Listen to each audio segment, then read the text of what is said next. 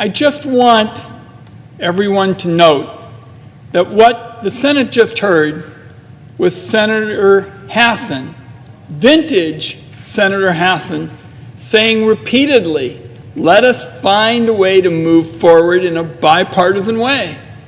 And through example after example, she cited the progress. And it's always been that. Even before the Affordable Care Act, I was the author of the Healthy Americans Act, the first bipartisan universal coverage bill in the history of the Senate. 14 senators, 7 Democrats, 7 Republicans, because we learned the lesson Senator Hassan has described and took it into the Affordable Care Act. So I thank my colleague for wonderful remarks. And for people who are paying attention, this is what we get in the Senate Finance Committee every single time Senator Hassan is in the House. Mr. President, the landscape of American health care has shifted dramatically.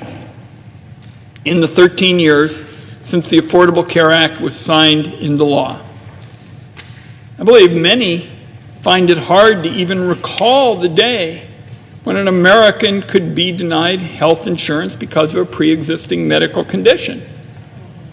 But we ought to remember the history. Those were the days when health care was for the healthy and the wealthy.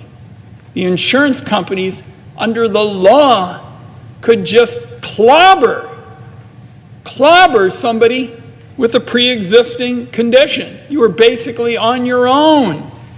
And apropos of the implications for the economy, I've talked to the President of the Senate often about encouraging innovation and enterprise. When we discriminated against people with pre-existing conditions, the big problem you saw was job lock. And when somebody had the opportunity to be mobile and to move somewhere else, they weren't able to do it because they were tethered to their position because they had coverage and they couldn't get it if they moved on. Now tens of millions of Americans have health and financial security thanks to 39 states. 39 states that have moved beyond just ending the discrimination against those with pre-existing conditions, but expanding Medicaid coverage. Hello, friends. I have important news to share with you this Saturday. SNAP recipients may notice a change to their monthly benefits if lawmakers do not take action very soon.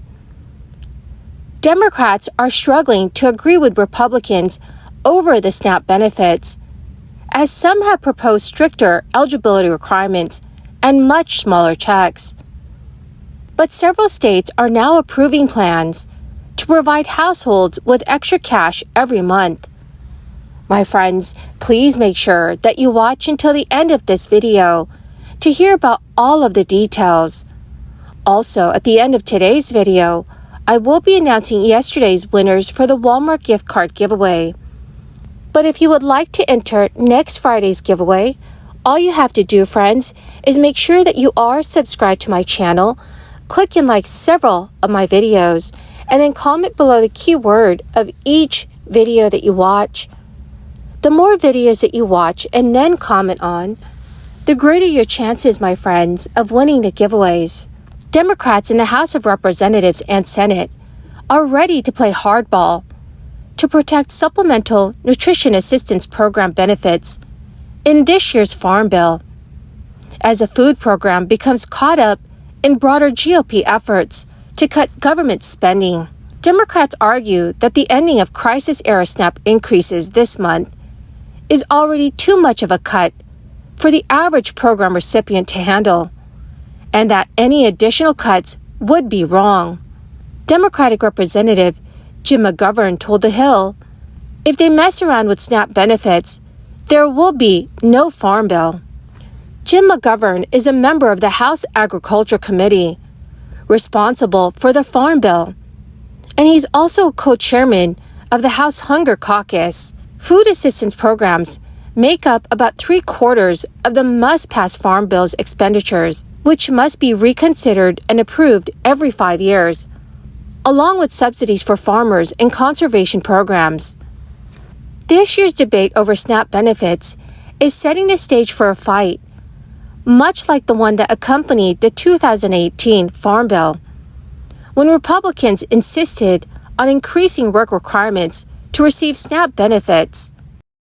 Democrats insisted, and the bill was ultimately passed without the requirements. The current Farm Bill expires at the end of this September.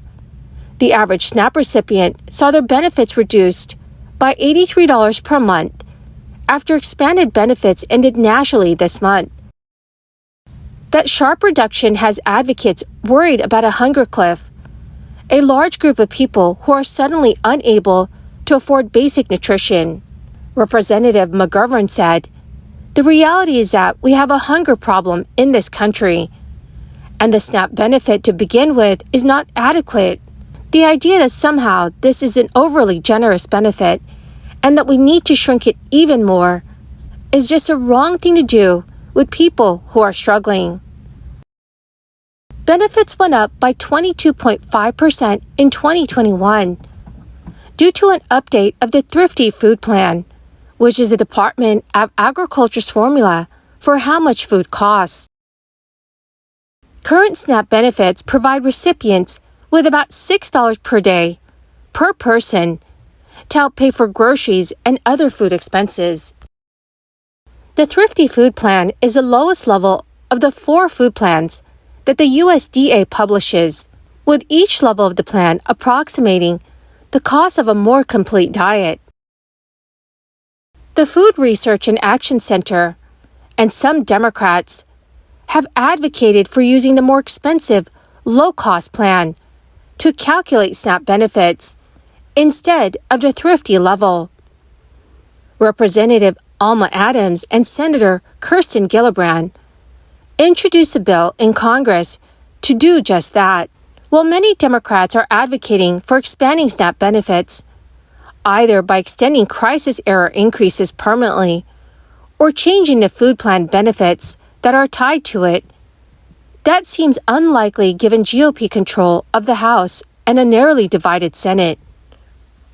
So, dear friends, what do you think will happen to SNAP benefits? Please let me know in the comments section below. In a Senate Agriculture Committee hearing last month, Ranking Member Senator John Boozman said, SNAP funding levels are unsustainable and criticized the recent increase in benefits. The total SNAP program's cost is now nearly double what it was 5 years ago. Last month, Representative Matt Gaetz published a letter with 5 other members of the far-right House Freedom Caucus advocating for increasing work requirements for SNAP recipients. Despite that, House Republicans will still reevaluate SNAP benefits as part of the Farm Bill process. The state of New Jersey has already taken steps to boost SNAP benefits by increasing the minimum benefit per household to at least $95. This is a lot more than the national minimum of $23 and is almost double the minimum payment of $50 that the state set last year. The state of Maryland also passed legislation last October to increase the minimum SNAP payment to $40 per month in households with anyone over the age of 62. According to The Hill, West Virginia lawmakers have introduced at least 5 SNAP-related bills since the start of the year. These include a proposal to increase SNAP benefits for pregnant individuals and families with children by at least as much as the emergency allotments had paid. So, dear friends, how much should SNAP benefits be for one individual? Please let me know in the comment section below. Well, my amazing and most awesome friends, thank you so much for joining me here this Saturday. I want you all to know that I greatly appreciate every single one of you. And I will be giving away more gift cards next Friday. The 2 winners of yesterday's Walmart gift card giveaway is Adrian De Los Santos and Sandra Reberger. Congratulations, my friends! To claim your gift card, please check your notifications page and send me a message. Or you can message me on my Facebook page. Thank you, friends, and have a wonderful and very blessed weekend.